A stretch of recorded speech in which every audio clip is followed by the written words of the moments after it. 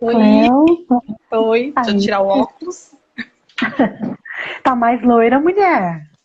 Tô Tô um pouquinho vendo, tá, mudando. tá muito linda, parabéns. Obrigado. Mudança sempre é bom, né? Sim, faz parte, né? Faz parte. Estão me ouvindo bem? Eu tô te ouvindo perfeitamente, tá todo mundo ouvindo bem? Se estiver ouvindo bem, coloca um joinha aí, senão avisa pra gente poder mexer com o som. Ver se consegue melhorar. Maurício deu joinha já, então acho que ele tá ouvindo. Pois é. Para mim é muito bom, a primeira live que eu estou participando. É um momento bem diferente para mim, né? Mas eu tô curtindo o momento. Ah, vai ser muito bom. Seja bem-vindo, Otávio. Bom, nós estamos começando agora. Bom, Cleo, muito obrigada por aceitar o convite. Ah, foi feito com muito carinho. Esse mês laranja se comemora, não é se comemora, é o mês de conscientização da esclerose múltipla. E por isso, eu gostaria de pedir que você se apresentasse, que você falasse um pouquinho de você, como se tornou psicóloga, essa profissão que é tão linda, tão aclamada pela população. Como você está atuando agora, onde você trabalha, para que as pessoas possam conhecer um pouquinho de você. Fala aí para nós, por favor. Bem, a psicologia sempre foi um desejo meu, desde muito nova, assim que eu terminei o ensino médio, mas eu acabei fazendo uma outra formação primeiro, mas a psicologia ficou ali, no meu íntimo, né, aquele desejo, aquela vontade de fazer psicologia, né, eu sempre tive muito interesse, sempre gostei muito de ler, né? E eu acho que isso é um ponto positivo para quem deseja fazer psicologia, tem que gostar muito de ler, né? São muitas pesquisas. Sim. E quando foi em 2015, eu tive a oportunidade de iniciar minha formação. Foi assim um presente, né? Eu ganhei uma bolsa de estudo 100%, e aí eu iniciei, né? E foi toda a graduação foi uma graduação assim maravilhosa, importante, todos os estágios. Eu sempre tive assim muito carinho, né, por todos os pacientes que passaram por mim, né, e por toda a formação. Ai, Então, eu me formei, né? Aí comecei a atender, né, online e presencial. Eu atendo no consultório presencial aqui na Zona Leste, né, de São Paulo, e atendo online também, porque é onde a gente tem a possibilidade de alcançar outras pessoas, né? Às vezes pessoas que não têm tempo, então a gente não consigo atender em horários alternativos, pessoas de outros estados, né? eu Então, vejo também é que uma também, possibilidade. eu vejo que também para os pacientes de esclerose múltipla isso foi uma boa opção, porque muitas das vezes não Sim, conseguem se locomover, né? E isso isso, pode pacientes ser que têm dificuldade de mobilidade, né? É isso. importante também esse carinho com essas pessoas, né? Que não têm a Uhum. possibilidade de sair. Então, a psicologia online, às vezes, muitas pessoas às vezes têm resistência, mas eu creio que ela se encaixa, né, perfeitamente em casos específicos, né? Que realmente a pessoa não quer sair de casa, quer estar no conforto do seu lar e bater um papo, como a gente está fazendo aqui, né? Então, Sim. foi importante também, né? E assim, dentro da psicologia clínica, eu sempre tive o olhar, né, um olhar especial para pessoas com ansiedade, né, tratamento de ansiedade, e para adolescentes, né, de orientação profissional, que também é um público que eu acho que precisa bastante, porque eles têm que tomar uma posição muito cedo, né, de profissão, e às vezes ficam um pouco perdidos, ou às vezes sofrem uma pressão social, né? Então também é um público que eu tenho olhado com carinho. E eu também olhei muito com carinho nos estágios que eu fiz, né, que foi a psicologia hospitalar, né? E a gente vai conversar um pouquinho hoje aqui sobre doenças, né, Sim. autoimunes, e então tem muito a ver com isso, que foi a minha passagem pelos hospitais. Entendi. Bom, deixa eu deixar um recadinho para o pessoal que está entrando. Nós estamos tendo um bate-papo aqui com a psicóloga Cleonice. E se vocês tiverem alguma perguntinha, por favor, deixa aqui nos comentários. Na medida do possível, a gente vai estar respondendo essas perguntas. Se não conseguirmos responder todas agora ao vivo, a gente responde depois, mas não vamos deixar vocês sem resposta, tá bom? E nos mandando coraçõezinhos aí, isso é muito bom, vai nos dando joinha, também se tiver alguma coisa que vocês acham que não está muito legal, também nos aponte para que a gente possa estar melhorando. Então, Sim. Cléo, nós sabemos que diagnóstico sempre é difícil receber. Eu, como portadora de esclerose múltipla, sei que é um pesadelo quando você recebe esse diagnóstico de esclerose múltipla. E muitas vezes a gente não sabe o que fazer. Como isso pode ser suavizado ao receber esse diagnóstico?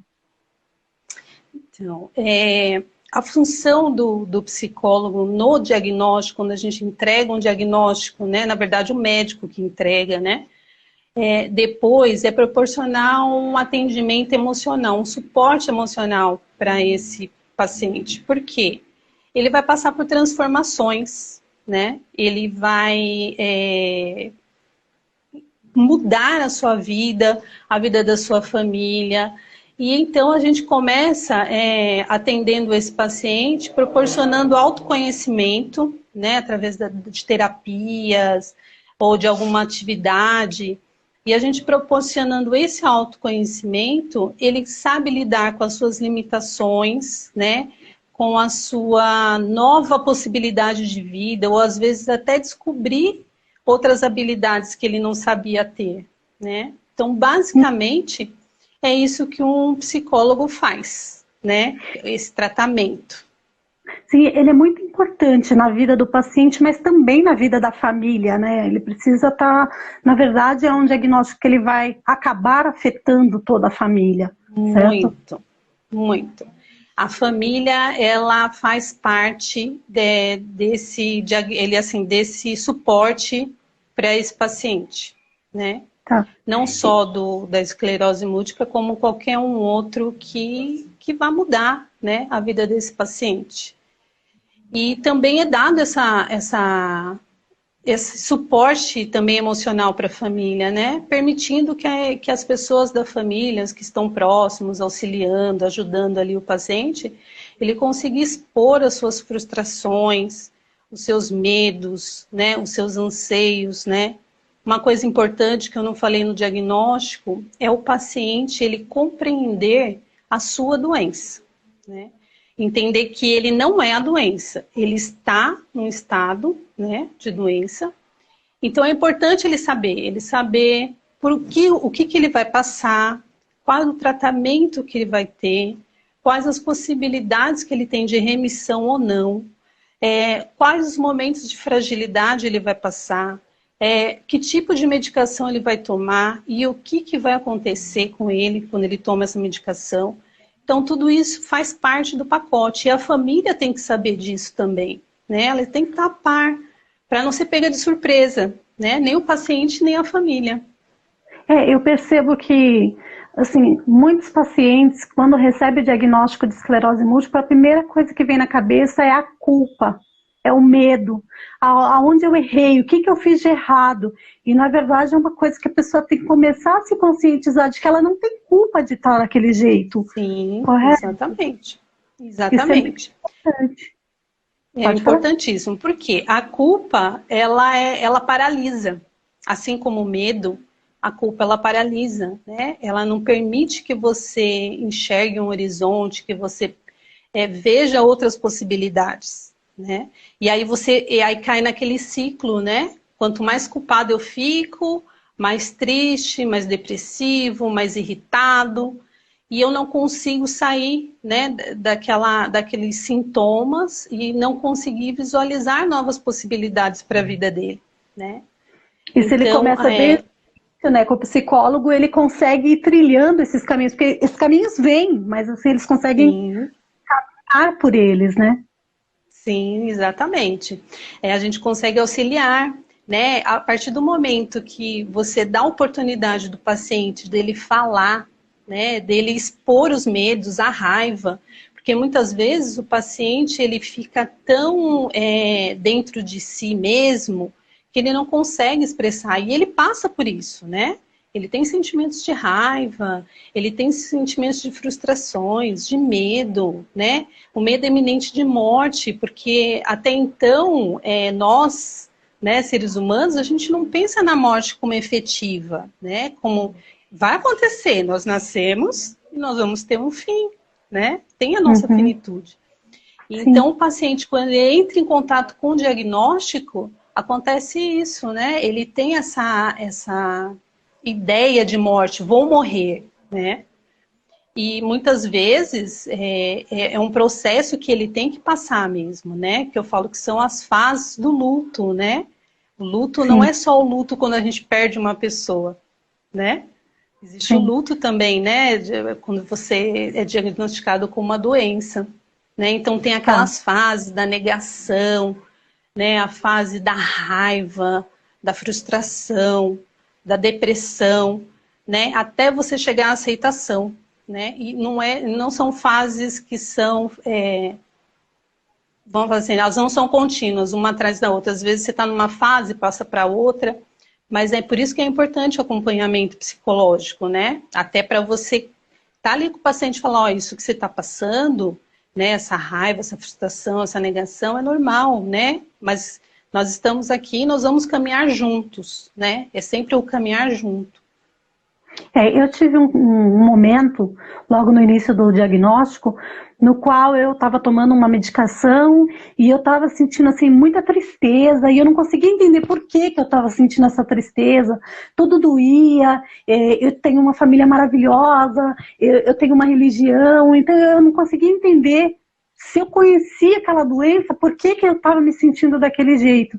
E são coisas simples que a gente não passa a perceber. Que o médico pegou a bula do medicamento e falou, você está assim porque seu medicamento causa isso. Essas ideações suicidas, essa tristeza que você está sentindo, é do seu medicamento, não está vindo por circunstâncias externas.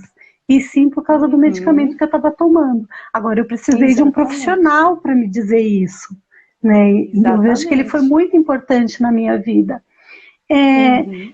Eu percebo nas pacientes também, Cleo, que a partir do momento que recebe o diagnóstico, que passa por esse processo da depressão, que às vezes não tem esse acompanhamento apropriado, ela acaba se largando, porque ela não vê uma esperança. Então, no que ela se larga, ela deixa de cuidar de si, ela pensa que ela é um estrovo na vida dos familiares, que ela só traz tristeza. E o que eu pude enxergar, estou falando um pouco da minha experiência, porque eu sinto isso na pele, o que eu pude enxergar é que a partir do momento que eu passei a cuidar de mim, que eu passei a cuidar da minha disposição, da minha alimentação, um exercício, querer fazer as coisas, querer conquistar as coisas, eu deixei de ser esse estrovo que eu estava pensando, entendeu? Essa pedra de tropeço. E eu queria saber de você, por que isso acontece, Cleo? Por que as pessoas têm esse sentimento de que nada mais vale a pena? Então, talvez, muitas vezes, por esse movimento de pensar, vou morrer, tudo acabou, não vai dar certo, eu não consigo, né? A pessoa começa a ficar muito negativa, né, diante das circunstâncias, mas porque ela está em si mesmada naquela circunstância, né? Ela não consegue visualizar outra coisa, né? Outras possibilidades, né? E aí também a importância, que nem você teve um médico que chegou para você e falou, olha, né, você está acontecendo isso por causa disto, né? E a nossa função como psicóloga é mais ou menos isso. Às vezes, talvez a gente não possa dar informação técnica, mas eu posso provocar no paciente, olha, você já perguntou se o que você está passando, alguma parte é fisiológica, não é só emocional, às vezes alguma medicação ou um conjunto de medicação estão fazendo que você fique desta forma, né? Então, o primeiro passo seria esse. Outra coisa muito interessante que dá muito resultado é a psicoterapia em grupo, Bel. Por quê? Entendi. Você vai estar com pessoas, né? E agora o online facilita muito isso. Fazer uma psicoterapia em grupo com pessoas como você, que passaram pelas mesmas situações que você, né? Ou que passou exatamente pelo momento que você está passando e pode falar, olha, comigo aconteceu também, mas eu saí, né? Hoje eu estou bem. Então, isso também vai gerando vamos falar assim, você consegue, junto com as pessoas, olhar diferente para o seu momento, né? Para a sua doença, né? Para o seu estado, né? Eu sempre procuro lembrar as pessoas que ela está passando por um estado, né? Tá certo que eu entendo que a É esclerose difícil. múltipla, a esclerose múltipla é uma doença, né, degenerativa, né? Mas eu acredito que a positividade, a forma como você vai encarar ela e o suporte que você tem, tanto emocional quanto familiar, ela vai trazer momentos positivos, momentos alegres, né? Até mesmo você vai sentir o carinho das pessoas com você, né? O cuidado. Sim. Às vezes você pode pensar assim, olha, eu estou dependente, agora eu não posso mais pentear um cabelo, né? Eu não posso mais caminhar, né? Mas aí você percebe que tem pessoas que fazem isso por você, né? E Que com tem amor, esse né? com amor, com carinho, né? E às vezes desperta na própria pessoa uma nova habilidade que ela nem sabia que tinha, né? Então, é esse olhar positivo para a situação que a gente tenta colocar para o paciente, né? O tempo todo, para o paciente e para a família também. Sempre lembrando que a família é muito importante nesse Sim, processo. é fundamental. A família, sim, ela é um suporte realmente inigualável. Bom, agora falando um pouquinho de estética, como que você, como que você acha que o excesso de peso pode prejudicar ainda mais a saúde mental desses pacientes? Hum. A obesidade, ela pode vir acompanhada de um quadro depressivo, um quadro ansioso. E também nós temos uma sociedade, que é uma sociedade que julga muito, né? O aspecto físico, né? Então, as pessoas que estão nesse ponto, às vezes estão obesas ou um pouco acima do peso, e muitas vezes elas estão se sentindo bem, né? Assim, não se importam, né? Ou aparentam não se importar necessariamente com aquele peso, né? Mas como nós temos uma sociedade que tem um padrão de beleza, muitas vezes a pessoa começa a se sentir discriminada, né? Discriminada no trabalho, socialmente. E aí ela começa o quê? Ela começa a evitar a sociedade, evitar sair, evitar ir em festas, porque uma roupa não serviu bem, porque eu olho no espelho, eu não estou feliz com o que eu vejo, né? E isso pode causar, além de vários sentimentos como raiva, culpa, uma baixa autoestima, né? E pode levar também realmente uma depressão, né? Ou um quadro de ansiedade. E aí também é algo que, vamos falar assim, é um ciclo, né? Então, eu Uhum. como porque eu estou feliz, né? Eu como porque eu estou ansioso, aí eu vejo que eu comi muito, aí eu já como mais. Então, assim, precisa da comida. Aí a comida passa a ter um peso emocional, né? Ela deixa de ser um alimento, é algo que vai fazer bem para o meu corpo físico, que vai fazer o meu corpo funcionar bem, né? Que eu vou receber as vitaminas e sais minerais, né? Você sabe muito mais, né? Do que eu, Sim. né? Mas é isso que acontece, né? Com essa pessoa, né? Então, aí também a gente precisa despertá-la, né? Para fazer uma atividade física, para procurar uma profissional que faça uma dieta adequada para ela, né? Porque às vezes uma dieta que às vezes pega numa internet, no YouTube, às vezes não é aquilo, porque às vezes ela não come aquilo, aquela determinada comida, ela tem ela o gosto não é bom, a forma de comer aquele alimento não é interessante, né? Então é importante. O mesmo eu acho que a nutrição e a psicologia caminham juntas aí. Caminho, claro. Dessa questão alimentar. Precisa funcionar, né? Precisa funcionar. E me diz uma coisa, no caso de um emagrecimento excessivo, onde o paciente deixa de comer, o mesmo acontece? A mesma coisa. Ela tem um olhar para ela não se vê magra, por exemplo, né? O caso da anorexia. Ela não se vê magra, ela sempre se vê acima do peso, e isso também é uma questão emocional muito voltada para o social, para como as pessoas se veem, como as pessoas são recebidas na sociedade, né? Então aí é a mesma coisa, ela entra naquele processo depressivo, e aí ela para de comer porque ela acha que está sempre acima do peso, né? Então é bem parecido o tratamento.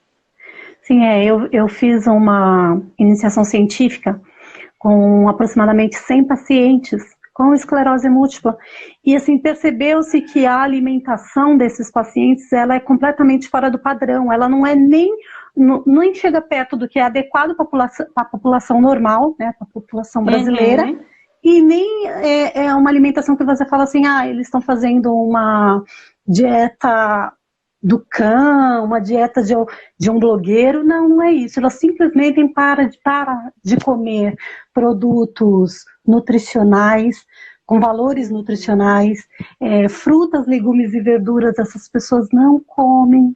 O salgadinho é o mais fácil. Então, assim, a gente percebe que a qualidade alimentar dos pacientes com esclerose múltipla deixa muito a desejar. E até um doutor disse aqui nos comentários, as prescrições devem ser individualizadas sim, tanto da parte psicológica, porque cada indivíduo é um indivíduo, correto? Quanto da parte nutricional. Cada corpo funciona de um jeito, cada nutriente reage de um jeito dentro do corpo do organismo. Eles têm sim as suas especificações, tal nutriente vai servir para tal necessidade, só que o corpo de cada indivíduo atua de uma forma. Então isso é muito importante. O acompanhamento nutricional, ele trabalha até como uma ferramenta para melhorar o humor, para fazer com que as pessoas consigam, melhorando aquele aspecto físico, de repente, fazer uma fisioterapia, fazer um pilates, ter mais energia, ter mais disposição, né? E esse atendimento nutricional também é muito importante. Por isso que é uma doença que necessita de um acompanhamento multidisciplinar. Sim, certo? Desde o início, né, Bel? É muito importante, né? Desde o início do diagnóstico. Deixa eu ver, ele está falando aqui que o doutor Ecamara, ele tem visto muitos pacientes com uma simples suplementação ou uma dieta certa, resultaria em uma melhora expressiva. Sim, com certeza. A dieta correta, pode ser que o paciente nem precise da suplementação. Através dos alimentos, ele consegue os nutrientes que ele necessita. A suplementação, ela só vem em último caso, quando realmente não está conseguindo se alcançar pela dieta. E isso a gente precisa fazer com que essa população venha a entender da necessidade, do quanto é importante até esses nutrientes para atuarem em seu cérebro, para que eles possam ter uma serotonina melhor desenvolvida, os hormônios, que a gente diz hormônios da felicidade. Da felicidade, exatamente. Eu vejo... Inclusive, Bel, interrompendo você um pouquinho, até nos quadros depressivos e ansiosos, existem, né, estudos de alguns alimentos que eles ajudam as pessoas, né? Há alimentos que atrapalham, né, que prejudicam, e alimentos que auxiliam nesse processo também, né, de melhora. Alguns suplementos também, né? Mas principalmente alimentos, né? Alguns alimentos. Você já ouviu ou você já teve algum contato com alguns estudos assim, Bel? Sim, assim, de alimentação para portadores de esclerose múltipla, não existe ainda uma dieta que você diga, essa dieta é a ideal para portador de esclerose múltipla. Mas a dieta do Mediterrâneo é a que mais se aproxima do ideal para portadores de esclerose múltipla, autoimunes, porque são dietas anti-inflamatórias. Só que não adianta só simplesmente, vou seguir então a dieta do Mediterrâneo e passar a segui-la. Não, você precisa do acompanhamento nutricional para saber quais são as suas necessidades, porque nutriente demais também faz mal, entendeu? Interessante, ter o benefício do alimento também pode fazer mal. E a dieta mediterrânea, ela é considerada uma das melhores, porém não é a ideal para uma doença autoimune. Temos as dietas Base Plants também, que é baseada somente em plantas e também são consideradas anti-inflamatórias, mas todas essas dietas, eu digo assim, são protocolos que devem ser seguidos na medida correta, de acordo com o perfil do paciente. Não é uma coisa que serve para todo mundo. Bom, falando um pouquinho mais de psicologia, doutora Cléo. Aqui nós temos profissionais, temos familiares, amigos, pessoas com esclerose, pessoas sem esclerose, e eu entendo que todas elas, se estão aqui ouvindo um pouquinho, é porque tem alguém que ama e alguém que quer ajudar. O que você pode deixar de recado para essas pessoas, Cléo? Bem, o principal é o acolhimento, né?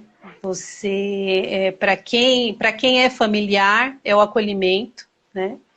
Tanto ele acolheu essa pessoa, esse doente, no momento, né, que está com esse diagnóstico.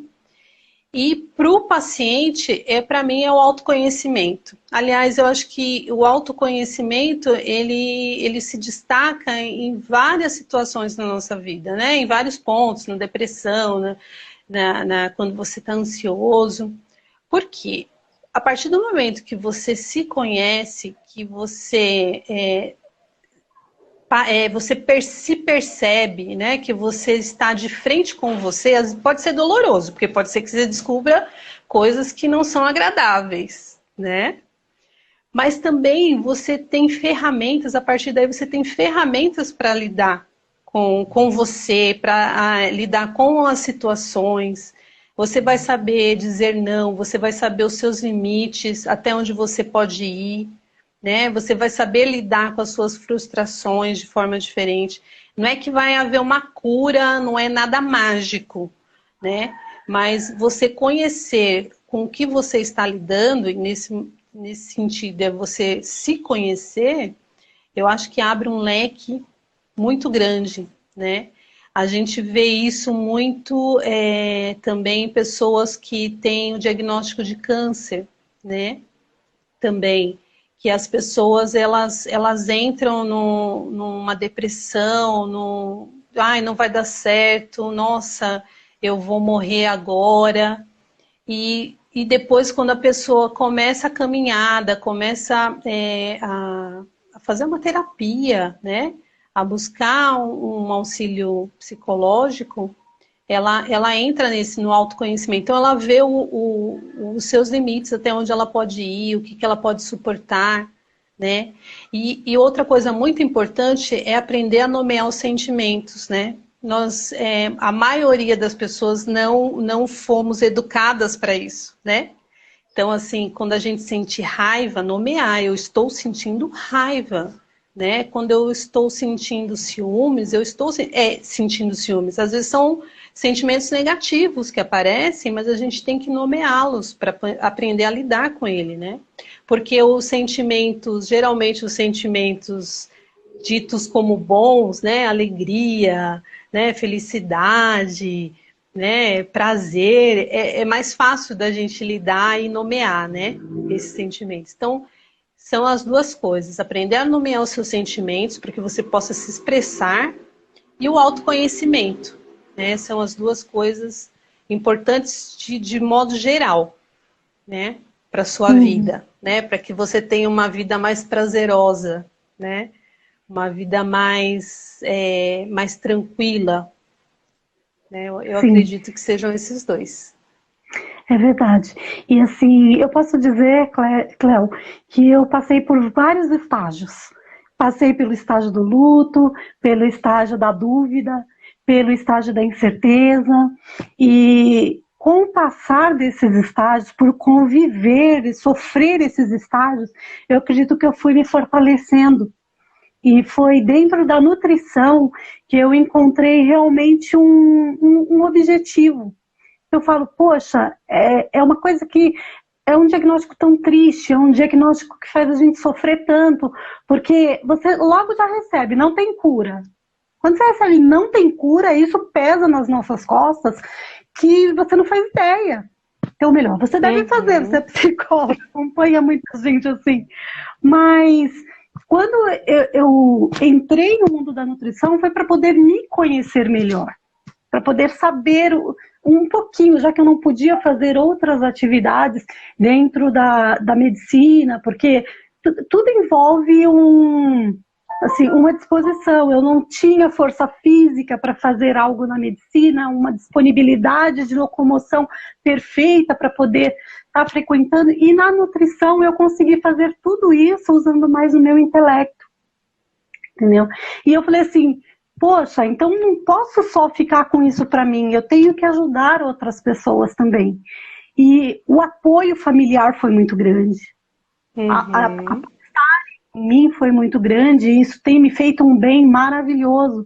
E esse bem eu preciso compartilhar com as pessoas. Eu preciso informar ao público com esclerose múltipla de que, gente, dá para ser feliz. Mudando a sua alimentação, mudando a sua rotina, tendo atividade física, tendo um acompanhamento psicológico. Porque o psicólogo, ele não vai te julgar. Ele não está ali para dizer se você está fazendo certo ou errado. Ele está ali para te ouvir.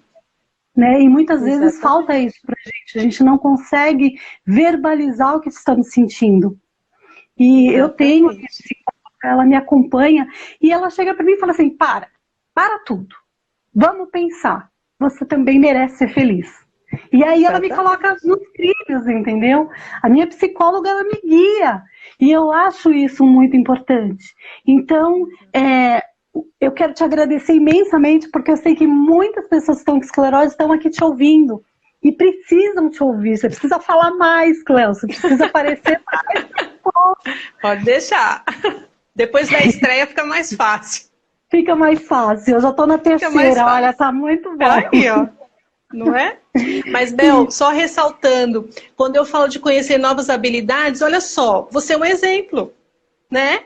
Diante da situação, do seu diagnóstico, talvez você parou para pensar, como que eu posso fazer novo, diferente, né?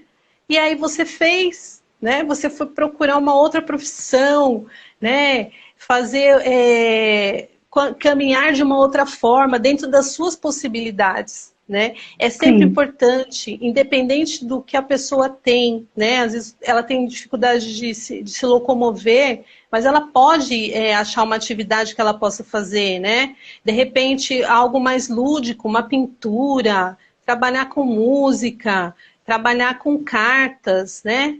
Fazer bem ao outro, né? Quando a gente pensa no outro, né, nós nos doamos, isso traz de volta para nós um sentimento bom, um sentimento de pertencimento, né? Diante daquela situação, nossa, eu consigo me pertencer a algum grupo ou as pessoas. Eu acho muito interessante isso, né? E eu vejo esse exemplo em você. Né? Obrigada, Cléo.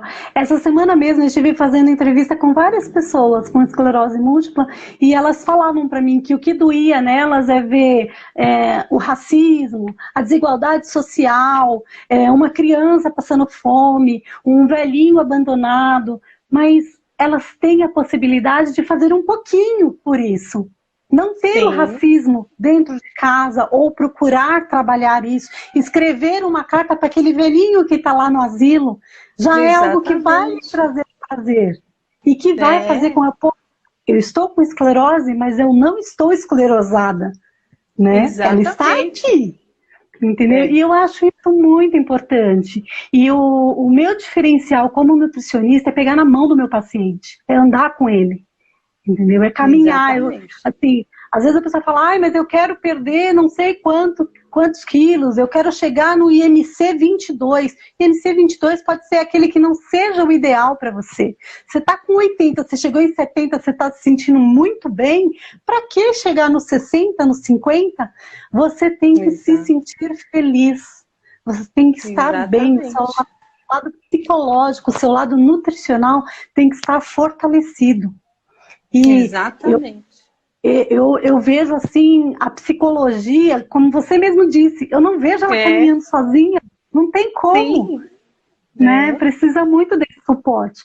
Bom, na nossa conversa aqui, eu não vi perguntinhas, pelo contrário, o pessoal está elogiando bastante, parabéns pelo esclarecimento, a Márcia Mucino, a Jaque Souza está dizendo isso mesmo, que papo bacana, estão dando parabéns. O doutor Eduardo também nos deu parabéns, eu não sei se ele ainda está aqui, mas ele nos deu parabéns. O pessoal está mandando um monte de coraçãozinho, Cléo. Então, eu não sei se você vê também o pessoal escrevendo ou não? Vejo sim, Bel. Vejo os coraçãozinhos subindo, você também vê? Vejo então tá sim. bom. Que bom. Porque assim, são coisas novas, eu não vejo o outro lado, né? Eu só vejo esse lado. Não, eu consigo ver sim os comentários, corações subindo, mas foi muito bom, né, esse bate-papo, e assim, toda a possibilidade que nós temos como profissionais, né, da gente auxiliar o outro, né, da gente trazer, no meu caso, uma psicoinformação, né, informar as pessoas, né, e divulgar, né, porque às vezes as pessoas têm um olhar para a psicologia muito, um preconceito, né? Algo que já está enraizado, que é só aquilo. E nós atuamos em várias áreas, assim também como eu vejo a nutrição, né? A nutrição não é só um consultório, eu quero emagrecer por estética, né? O nicho é muito grande, né? E eu achei o seu especialmente lindo, né? Trabalhar com pessoas, né, que tem a esclerose múltipla, e não só essa, né, autoimune, né, são doenças autoimunes, né. Isso. Eu acho importantíssimo, né, às vezes tem doenças autoimunes, por exemplo, o hipotireoidismo é um tipo de autoimune que muitas pessoas têm, né, e às vezes não tem a noção, né, principalmente o quanto é delicado, mexe com o emocional, né, com o psicológico, e aí através também de uma alimentação pode ser ajudado, né, de uma alimentação nutricional. A gente pode providenciar, promover um período de remissão maior somente com alimentos adequados, entendeu? Não, é como eu disse, não tem a cura, mas tem como contornar. Mas tem o auxílio, né? Isso, exatamente. Bom, Cléo, estamos chegando aqui. Nossa, já tem 40 minutos que a gente está falando. Pois é. Parece que começamos agora. Pois é, Cléo. Cléo, diz para o pessoal que ainda está nos ouvindo como te achar, como entrar em contato com você, para que eles possam... Então, pode ser pelo meu Insta, né? O @psicocleo, né? Ou pelo WhatsApp também, né? Se entrar pelo Insta, ele consegue o meu telefone lá, me achar, mas e pelo Facebook também, @psicocleo, tá? Uhum. Por essas duas. Você atende em consultório e online eu atendo também? Isso, eu atendo online pelo consultório. O consultório é aqui na Zona Leste de São Paulo, né? Eu estou localizada aqui em Emelino Matarazzo, né? Eu atendo lá, já desde o começo do ano, né? Demos uma paradinha, né? Por causa da pandemia. E foi aí quando eu realmente me dediquei ao online e eu achei muito interessante. Eu confesso que eu tinha algumas resistências, né? Como psicóloga, aquela coisa do olho no olho, de você ver a pessoa, né? De ter uma pessoa ali de frente para você.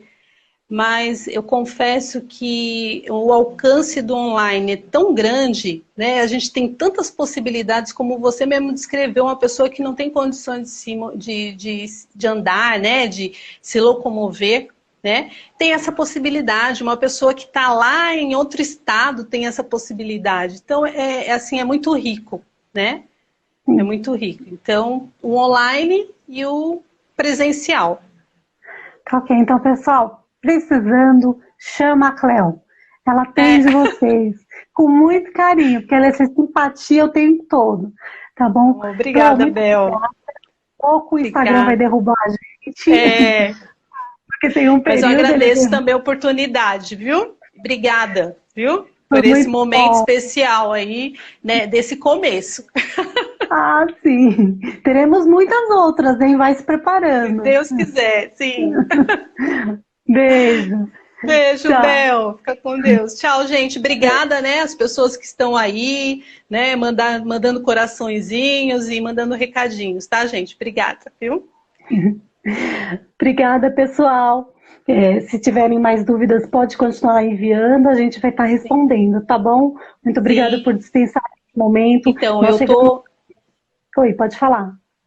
Então, e assim, para tirar dúvidas, se quiser tirar dúvidas pelo direct, entra lá na @psicocleo, pode mandar as dúvidas lá que eu respondo, tá? Porque às vezes não dá tempo aqui, às vezes a pessoa vai formular essa dúvida depois, né? Sim, é verdade. Oh, eu podia ter perguntado isso, perdi a Pois oportunidade. é, então eu estou à disposição.